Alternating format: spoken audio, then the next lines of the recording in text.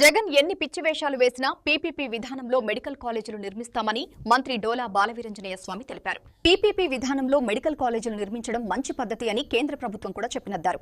ఈ విధానంలో నిర్మించిన కాలేజీలు ప్రభుత్వ ఆధీనంలో నడుస్తాయన్నారు. మెడికల్ కాలేజీల నిర్మాణానికి ముందుకు వచ్చిన వారిని మాజీ ముఖ్యమంత్రి జగన్ బెదిరిస్తున్నారని విమర్శించారు. ఫ్లెక్సీలకి జంతుబలి చేయడం దేనికి సంకేతమని ప్రశ్నించారు. ప్రజాస్వామ్యంలో ఇలాంటి వాటికి తావులేదని, అలాంటి వాటిపై చర్యలు తీసుకుంటామని హెచ్చరించారు. మెడికల్ కాలేజీల్ని పబ్లిక్ ప్రైవేట్ పార్ట్నర్షిప్ లో నిర్మిస్తాం.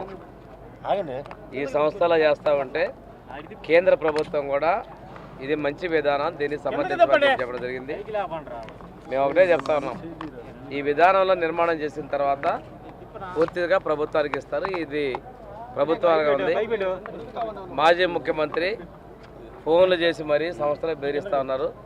నువ్వు ఎన్ని పిచ్చి పిచ్చి వేషాలు వేసినా మేము ఈ విధానం పూర్తిగా ముందుకు తీసుకెళ్తాం, చేస్తామండి.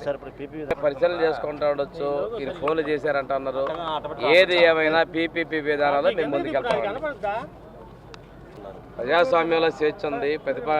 ఏ రాజకీయ పార్టీ అయినా చేసుకోవచ్చు, నాయకుడు పుట్టినరోజులు చేసుకోవచ్చు, అన్నీ చేసుకోవచ్చు. కానీ శృతి మించితే చూశారు, ఏదో ఒక ఫోటోలకి ఫ్లెక్సీలు కట్టి జంతు బలి చేయడం, హల్ చేయడం, వేటకత్తులు ప్రదర్శించడం, ఇవన్నీ దేనికి చిహ్నం?